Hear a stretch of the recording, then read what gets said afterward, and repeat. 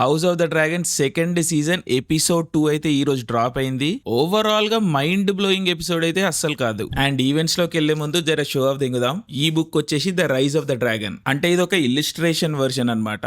Best part ఏంటంటే stunning images ఉంటాయి ఈ బుక్ లో. అండ్ బుక్ మస్తు బరువు ఉంది, పట్టుకోనికి ఆగమాగం అవుతుంది. ఇక్కడో కొడుకు చచ్చిపోయిండు, అక్కడో కొడుకు చచ్చిపోయిండు. ఇక్కడో లాయల్ గార్డ్ చచ్చిపోయిండు, అక్కడో లాయల్ గార్డ్ చచ్చిపోయిండు. ఇక్కడ గ్రూప్ లో యూనిటీ లేదు, అక్కడ గ్రూప్ లో యూనిటీ లేదు. వీళ్ళిద్దరు ఎవరు మంచోళ్ళు? బట్ ఈ మొత్తం ఎపిసోడ్ లో ఒక ప్రూవ్ అయిన పాయింట్ ఏంటంటే రెనీరా ఒక మంచి తల్లి, ఆలిసెంట్ ఒక మంచి తల్లి కాదు.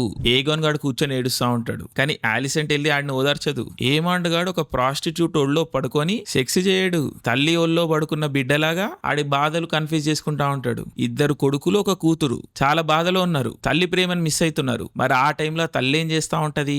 వెళ్ళి క్రిస్టన్ కోల్గాడుతోని వైల్డ్ సెక్స్ చేస్తా ఉంటది. సో ఇక్కడ అసలైన పాపం సెక్స్ కాదు, ఒక సరైన తల్లిలాగా ఉండలేకపోవడం.